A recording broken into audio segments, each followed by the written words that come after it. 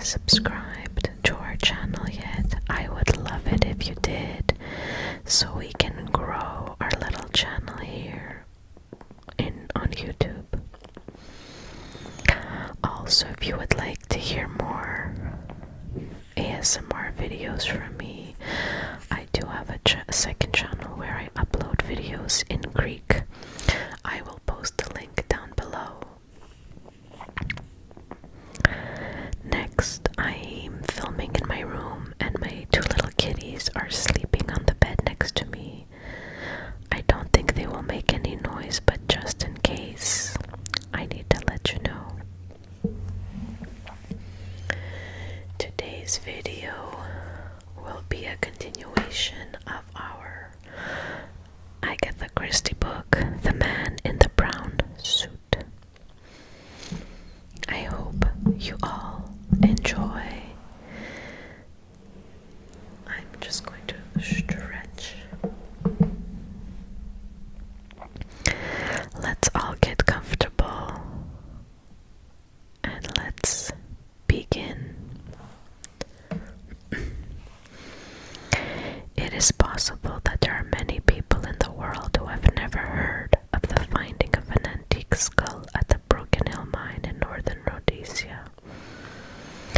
I came down one morning to find Papa excited to the point of apoplexy. He poured out the whole story to me. You understand, Anne? There are undoubtedly certain resemblances to Java's skull, but superficial. Superficial only. No, here we have what I have always maintained, the ancestral form of the Neanderthal race. You grant that the Gibraltar skull is the most primitive of the Neanderthal skulls found. Why? The cradle of the race was in Africa. They passed to Europe. Not marmalade on kippers, Papa, I said hastily, arresting my parents' absent-minded hand. Yes, you were saying. They passed to Europe on.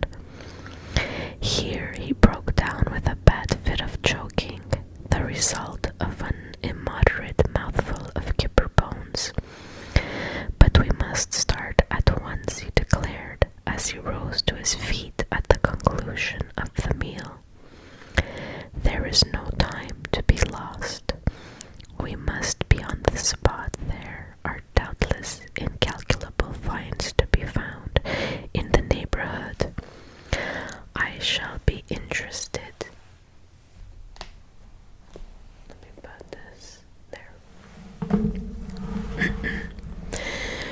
To note whether the implements, that was my throat, I'm sorry, whether the implements are typical of Mousterian period. There will be the remains of the primitive ox, I should say, but not those of the woolly rhinoceros. Yes, a little army will be starting soon. We must get ahead of them. You will write to Cooks today, Anne. What about money, Papa? I hinted delicately. He turned a reproachful eye upon me. Your point of view always depresses me, my child. You must not be sordid. No, no. In the cause of science, one must not be sordid. I feel Cooks might be sordid, Papa. Papa looked pained. My dear Anne, you will pay them in ready money. I haven't got any ready money. Papa looked thoroughly exasperated. My child, I really cannot be bothered with these vulgar money details. The bank, I had something from the manager yesterday saying I had 27 pounds. That's your overdraft, I fancy. Ah, I have it.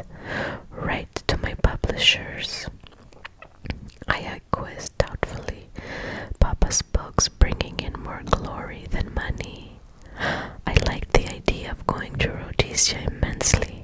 Stern, silent men, I murmured to myself in an ecstasy. Then something in my parents' appearance struck me as unusual. "You have odd boots on, Papa," I said. "Take off the brown one and put on the other black one. And don't forget your muffler. It's very cold today." In a few minutes, Papa stalked off, correctly booted and well mufflered. He returned late that evening, and to my dismay, I saw his muffler and overcoat were missing. "Dear me, Anne, you are quite right. I took them off to go into the cavern. One gets so dirty there." I nodded feelingly, remembering an occasion when Papa had returned literally plastered from head to foot with rich Pliocene clay. Our principal reason for settling in Little Hampsley had been the neighborhood of Hampsley Cavern, a buried cave rich in deposits of the Aurignacian culture. We had a tiny museum in the village, and the curator and Papa spent most of their days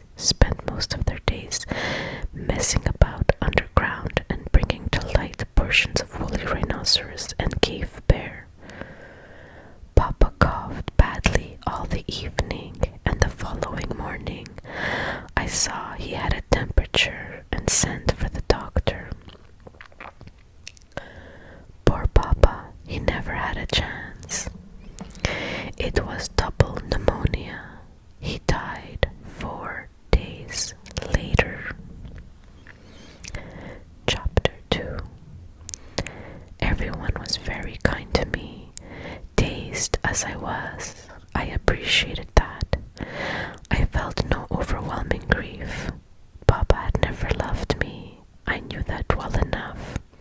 If he had, I might have loved him in return. No, there had not been love between us, but we had belonged together, and I had looked after him, and had secretly admired his learning and his uncompromising devotion to science. And it hurt me that Papa should have died just when the interest of life was at its height for him.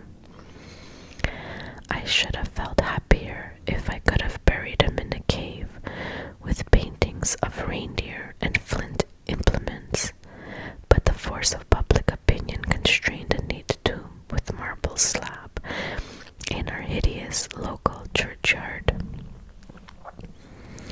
The vicar's consolations, though well meant, did not console me in the least. It took some time to dawn upon me that the one thing that I had always longed for, freedom, was at last mine.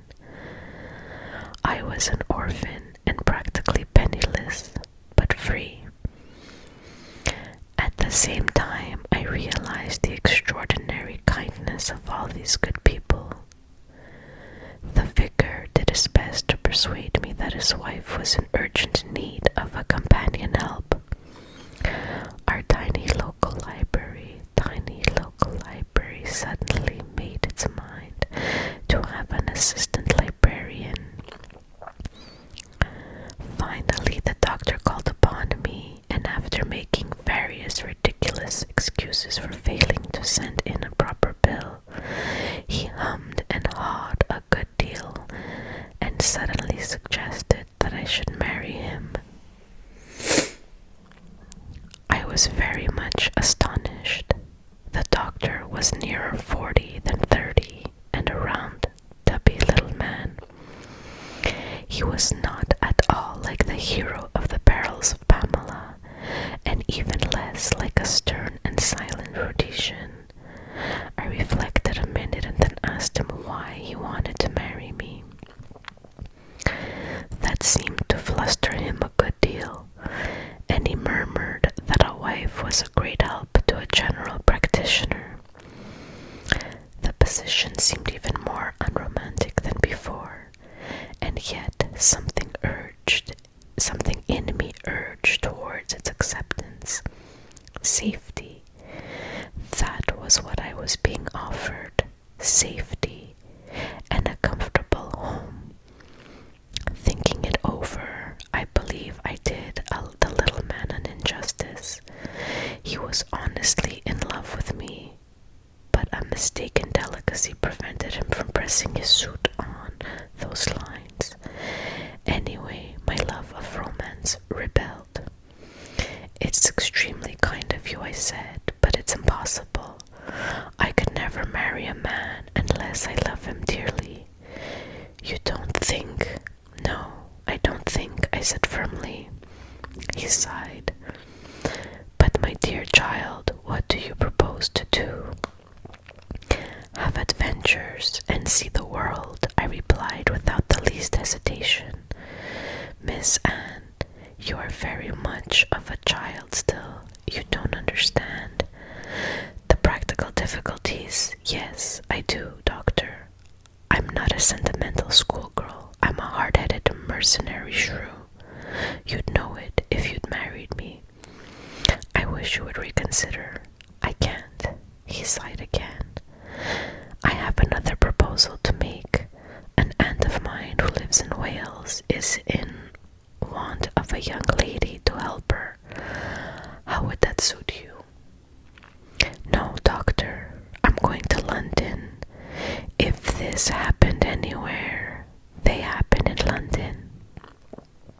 If things happen anywhere, they happen in London. I shall keep my eyes open and you'll see something will turn up. You'll hear of me next in China or Timbuktu." My next visitor was Mr. Fleming, Papa's London solicitor. He came down specially from town to see me. An ardent anthropologist himself, he was a great admirer of Papa's works. He was a tall, spare man with a thin face and grey hair. He rose to meet me as I entered the room, and taking both my hands in his, patted them affectionately. "My poor child," he said, "my poor, poor child." Without conscious hypocrisy, I found myself assuming the demeanor of a bereaved orphan. He hypnotized me into it. He was benignant, kind, and fatherly, and without the least doubt he regarded me as a perfect fool of a girl left adrift to face an unkind world. From the first, I felt that it was quite useless to try to convince him of the contrary. As things turned out, perhaps it was just as well I didn't. "My dear child, do you think you can listen to me whilst I try to make a few things clear to you?" "Oh, yes." "Your father, as you know, was a very great man. Posterity will appreciate him, but he was not a good man of business. I knew that quite well. I knew that quite as well, if not better than Mr. Fleming, but I restrained myself from saying so." He continued, "I do not suppose you understand much of these matters. I will try to explain as clearly as I can." He explained at unnecessarily length. The upshot seemed to be that I was left to face life with the sum of £87.17. What? And I don't know what that means. It seemed a strangely satisfying moment. I waited in some trepidation of what was coming next. I feared that Mr. Fleming would be sure to have an aunt in Scotland who was in want of a bright young companion. Apparently, however, he didn't. "The question is," he went on, "the future. I understand you have no living relatives." "I'm alone in the world," I said, and struck anew by my likeness to a film heroine. "You have friends?" "Everyone has been very kind to me," I said gratefully. "Who would not be kind to one so young and charming?" said Mr. Fleming gallantly. Well, my dear, you must see what can be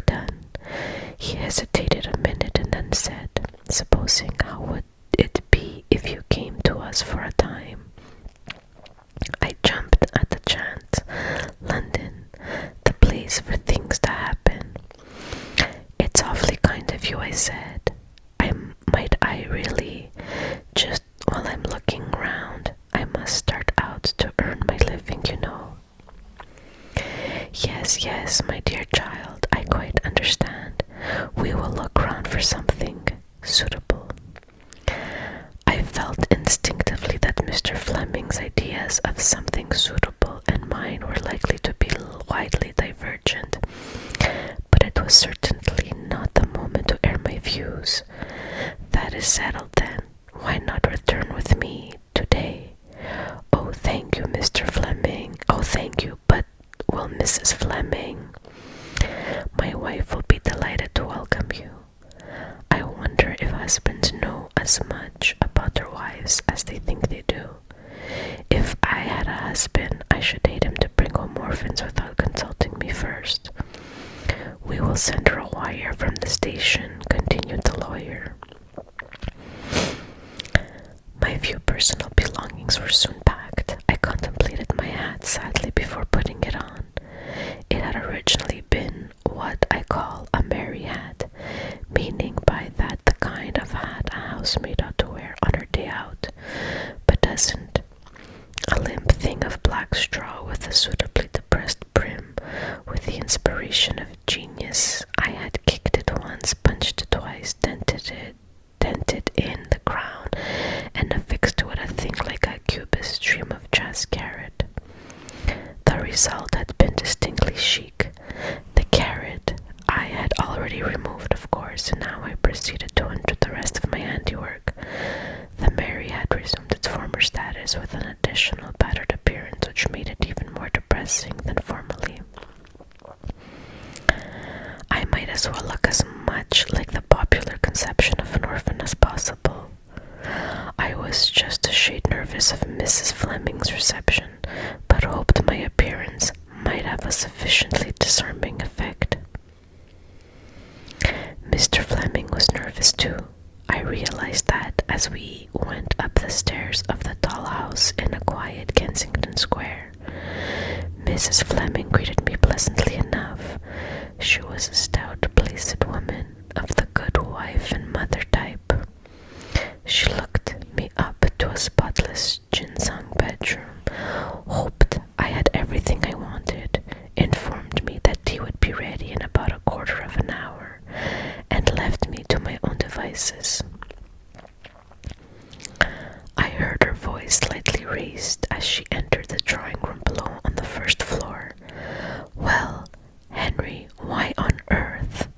I lost the rest, but the acerbity of the tone was evident, and a few minutes later another phrase floated up to me in an even more acid voice.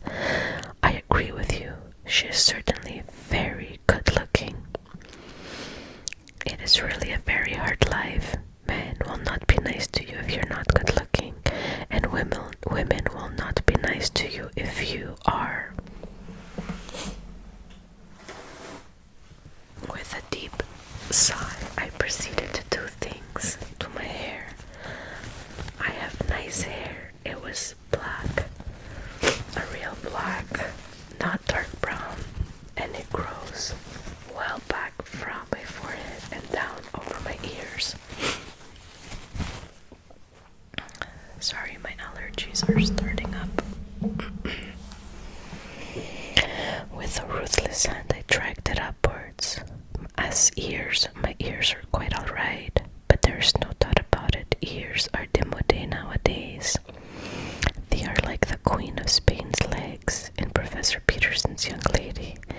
When I had finished, I looked almost unbelievably like the kind of orphan that walks out in a queue with a little bonnet and red cloak. I noticed when I went down that Mrs. Fleming's eyes rested on my exposed ears with quite a kindly glance. Mr. Fleming seemed puzzled. I had no doubt that he was saying to himself, "What has the child done to herself?" On the whole, the rest of the day passed off well. It was settled that I was to start at once to look for something to do. When I went to bed, I stared earnestly at my face in the glass. Was I really good-looking? Honestly, I couldn't say I thought so. I hadn't got a straight Grecian nose, or a rosebud mouth, or any of the things you ought to have.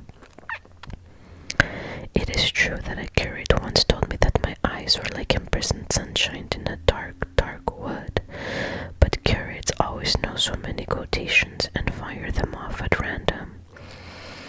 I'd much prefer to have Irish blue eyes than dark green ones with yellow flecks.